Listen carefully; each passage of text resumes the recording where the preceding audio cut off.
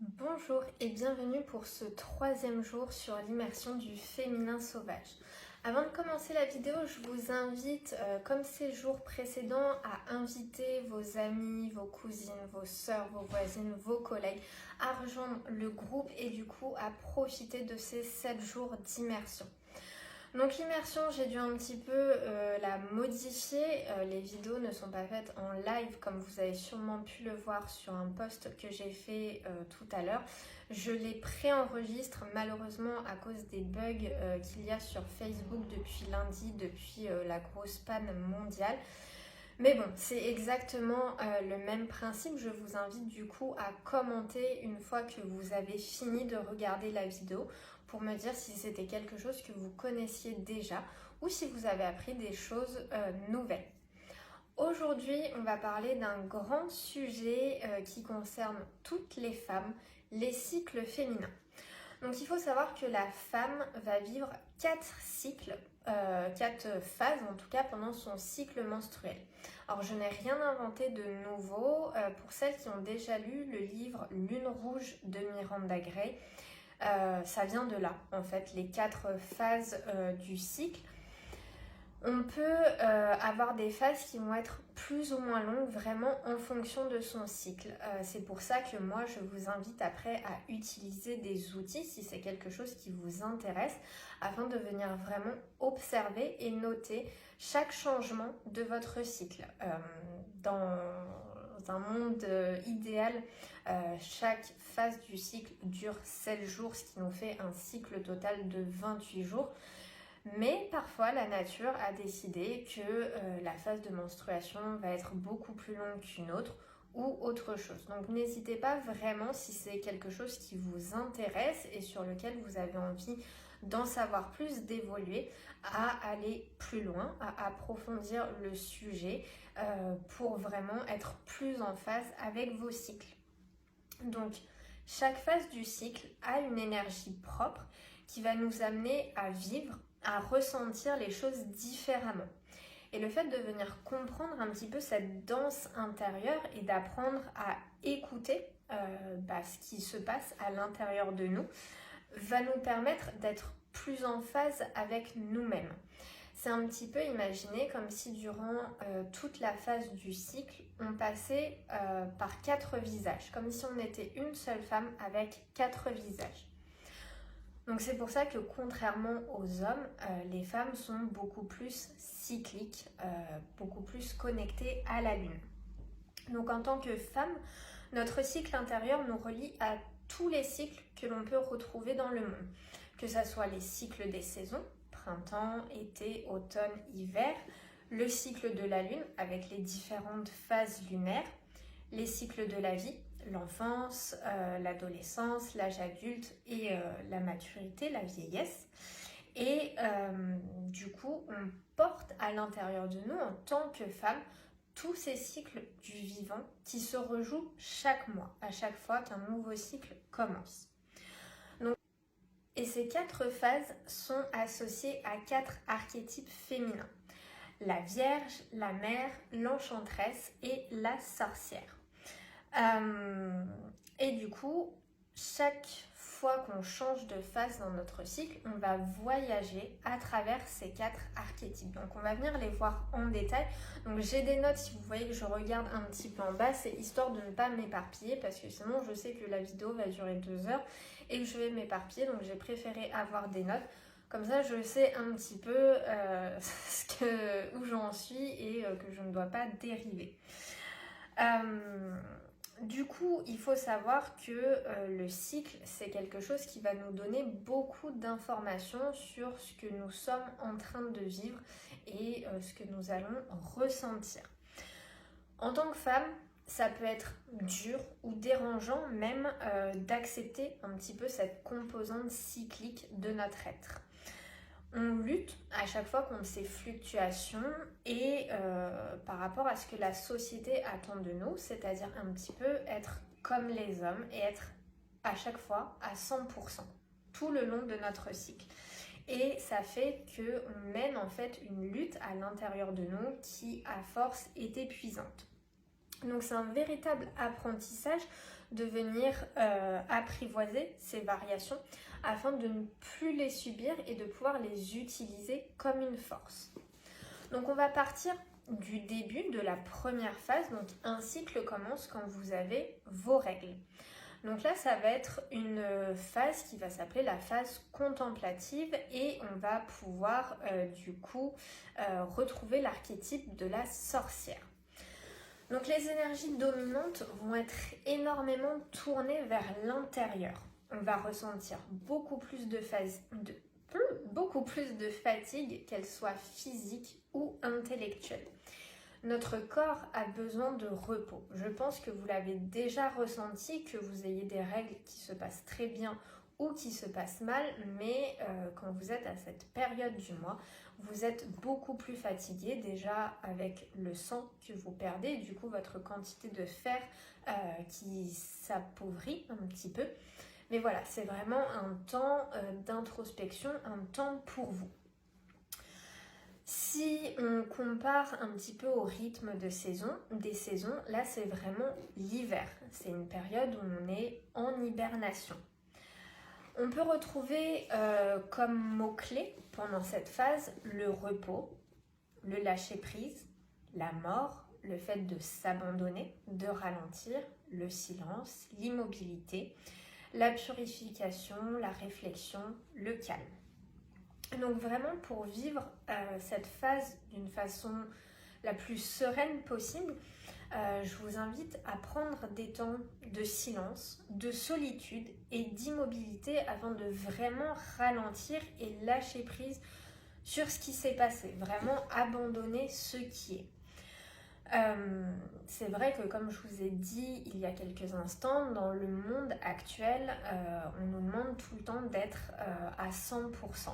Et pendant cette phase, il va falloir apprendre à lâcher. Alors je sais que quand on a un travail, ou qu'on est maman, ou même quand on n'est pas maman, mais quand on a des obligations familiales ou sociales, ça peut être difficile d'apprendre à lâcher et à lâcher prise et surtout à demander d'être seul et de s'isoler, de prendre ce temps pour soi. Parce que pour certaines femmes, malheureusement, si vous vous retirez un petit peu dans votre grotte en vous-même, dans ce temps d'introspection, tout peut s'écrouler autour de vous. Enfin, quand je dis tout peut s'écrouler, c'est-à-dire que vu que vous tenez votre maison, votre famille, par tout ce que vous faites au quotidien, ça peut chambouler beaucoup de choses, le fait de se retirer pendant ces quelques jours pour être vraiment en lâcher prise totale. Donc je sais, c'est quelque chose qui peut être très dur et qui peut vous faire culpabiliser. Mais essayez, dès que vous pouvez, si vous pouvez mettre des petits rituels en place, à le faire.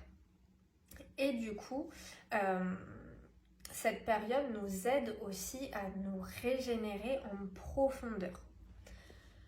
Si vous avez des questions pour cette phase, n'hésitez pas, notez-le en commentaire. Du coup, la deuxième phase, celle qui arrive plus ou moins 7 jours après la première phase, donc c'est vraiment à la fin de vos règles. Cette phase aussi va durer 7 jours, mais après évidemment, comme je vous ai dit, c'est à adapter. Donc c'est une phase dynamique avec l'archétype de la Vierge, la jeune femme. Donc l'énergie qui va circuler, elle va être active, très yang, tournée vers l'extérieur, avec l'ouverture au monde qui nous entoure et avec une dominante quand même plutôt intellectuelle. Donc dans la période de vos cycles, c'est vraiment la période pré-ovulatoire, avant d'ovuler. Donc du coup, ça va être plus une jeune femme qui va être très indépendante, qui sait ce qu'elle veut. Vous vivez vraiment pour vous dans cette période. C'est au niveau des saisons, c'est le printemps. Ça va être le renouveau, la période propice pour venir planter des graines pour ce qui va venir. Donc les mots-clés pendant cette phrase, ça va être tout ce qui va être la création, l'action, l'intention, la renaissance, la confiance, l'ouverture, l'énergie, l'optimisme, l'expansion, le fleurissement. Bref, tout ce qui va être rattaché un petit peu au printemps. Donc cette phase, elle commence à la fin des règles, au moment où les ovaires se préparent à créer un nouvel ovule.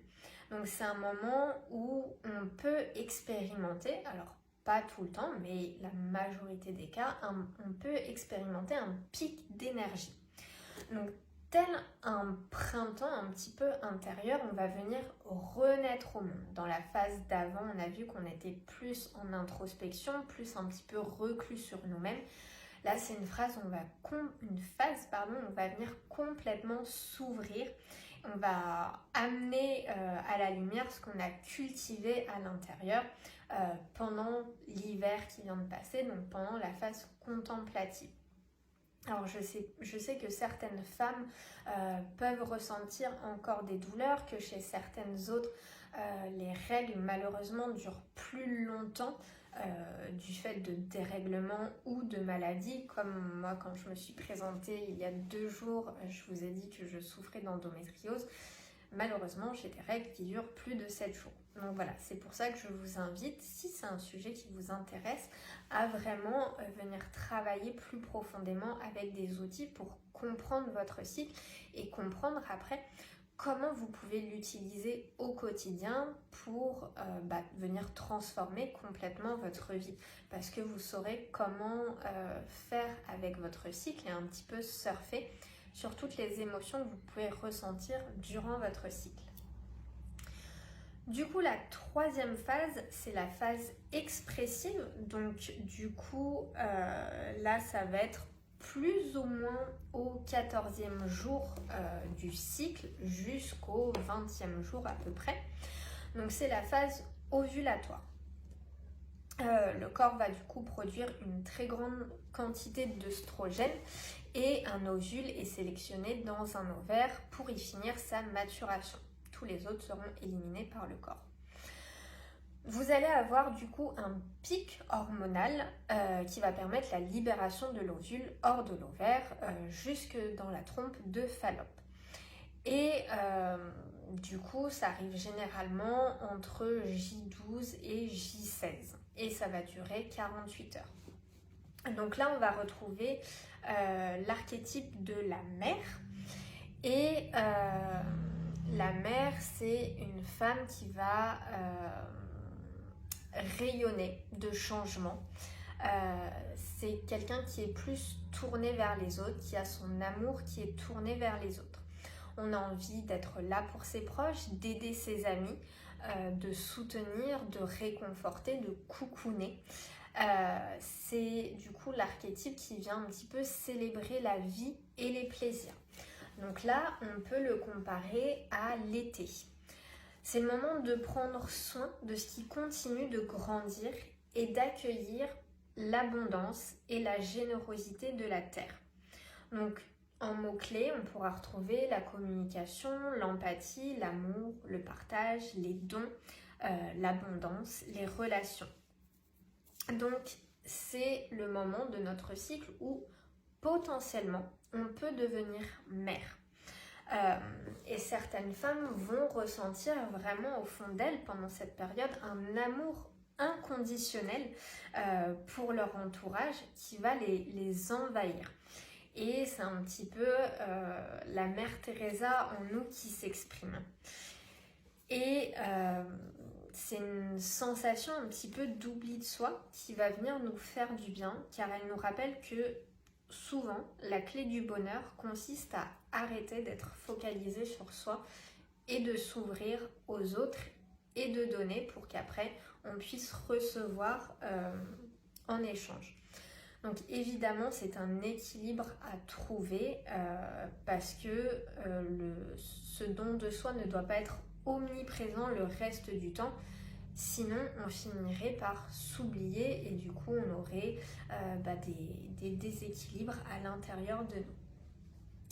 Et pour la dernière phase, donc la dernière partie du cycle qui arrive environ au niveau du 21e jour et qui termine du coup juste avant que vous ayez votre nouveau cycle, vos règles. Donc c'est la phase créative avec l'archétype de l'enchanteresse. Donc là, l'énergie va commencer à décroître un petit peu avec certains pics énergétiques qui vont quand même être là. Donc, sachant que si vous n'êtes pas enceinte, vos énergies créatrices qui auraient formé un enfant vont être redirigées ailleurs. Donc, elles vont s'exprimer sous une autre forme. Alors, attention parce que parfois, il y a une forte accumulation d'énergie qui doit sortir, mais en même temps, vous avez une baisse d'énergie physique. Donc, il peut y avoir des moments où vous vous sentez un petit peu en dents de scie. Là, ça correspond à la phase prémenstruelle. Alors, pour certaines femmes, il peut y avoir le syndrome prémenstruel, le fameux SPM, avec des sauts d'humeur, le fait d'être plus à fleur de peau, d'avoir les larmes qui arrivent beaucoup plus vite, d'avoir des dérèglements un petit peu hormonaux avec des fois des crises d'acné, déjà des maux de ventre, des nausées, tout ça. S'il y a un souci au niveau de votre cycle, je vous invite vraiment à réaliser un petit peu ce travail d'introspection, de regarder comment vous fonctionnez sur plusieurs cycles pour vraiment essayer de comprendre, savoir si c'est simplement une fois de temps en temps parce que je ne sais pas, il y a pu avoir un abus au niveau nourriture, alcool ou autre, ou même un gros stress qui a pu dérégler quelque chose, ou si c'est quelque chose de chronique et du coup qui cache quelque chose de plus profond. Voilà. Donc, j'étais dans ma phase créative avec l'enchanteresse. Donc là, du coup, c'est la dernière saison, celle qu'on n'a pas vue, l'automne. Donc la nature vient se retirer doucement et tout ce qui n'a pas été récolté tombe, meurt et se transforme en un terreau qui va être riche et fertile. En mots-clés, on peut retrouver le mot sauvage, intuition, écoute, retrait, créativité, inspiré et spiritualité. Donc après cette période où on vient rayonner, vraiment s'ouvrir aux autres, donner, notre corps va commencer doucement à décliner et il va avoir besoin de ralentir. Donc ça peut générer un début de frustration et pointer du doigt justement notre nature cyclique, le fait qu'on ne soit pas tout le temps au top comme les deux phases qu'on avait vues avant, la phase expressive et la phase dynamique. Là, ça sent le déclin et chez certaines femmes, ça peut vraiment créer de la frustration et par rapport aux hommes, ça peut être synonyme de moquerie. Malheureusement, on entend encore certaines remarques assez machistes, je ne sais pas si ça se dit, où on dit qu'est-ce que t'as, t'es mal luné, t'as tes règles, bon voilà. Malheureusement, ça subsiste encore, mais voilà, si vous déjà vous savez comment vous fonctionnez, ça peut aussi vous donner un aperçu de comment réagir et de faire au mieux pour planifier un petit peu vos activités si c'est possible. Pardon. Donc du coup, on va venir entamer une phase de repli lorsque la fécondation n'a pas eu lieu. Malheureusement pour une majorité d'entre nous, on a intégré la nécessité entre guillemets d'être constante, de ne pas avoir besoin de repos et d'être toujours à 100%. Donc c'est un petit peu ce côté Wonder Woman, choisi ou subi, ça dépend des femmes, qu'on ne veut pas voir parce qu'on pense qu'on a des super pouvoirs, qu'on peut toujours être au top. Et que si on arrête d'être au top, c'est la fin de quelque chose. on a envie, entre guillemets, que l'été soit toujours là, que le soleil continue à briller, alors que cette phase nous annonce l'hiver à venir. Voilà, donc ça c'était les 4 phases. Je sais que c'est assez dense, surtout si c'est un sujet que vous ne connaissez pas. N'hésitez pas à commenter, savoir si ça vous a parlé, si c'était quelque chose que vous connaissiez déjà. Si vous connaissez des femmes qui pourraient être intéressées par ce sujet, comme j'ai dit en début de vidéo, n'hésitez pas à les inviter dans le groupe. Ça sera vraiment avec grand plaisir de partager tout ça avec elles et puis d'apprendre également à d'autres femmes à observer leur cycle d'une façon nouvelle, avec un nouvel œil. C'est jamais un travail qui est facile parce que c'est pas quelque chose qu'on apprend malheureusement. Quand on est à l'école, certes en SVT, on nous apprend les cycles féminins. Alors une femme a le cycle, machin. Or en plus, c'est quelque chose qu'on apprend quand on est au collège. Alors après ça a peut-être changé, hein. Depuis ça fait longtemps que j'ai quitté le collège, mais voilà les cours un petit peu sur l'anatomie de l'être humain, de la femme, de l'homme et qu'est-ce qui se passe pour la femme, c'est quelque chose qui fait beaucoup rire les jeunes. Donc c'est pas un sujet qu'on prend vraiment très au sérieux parce qu'il y a des tabous autour de ça malheureusement, des tabous de la société, de nos parents, de l'éducation. Et après, c'est pas quelque chose auquel on s'intéresse.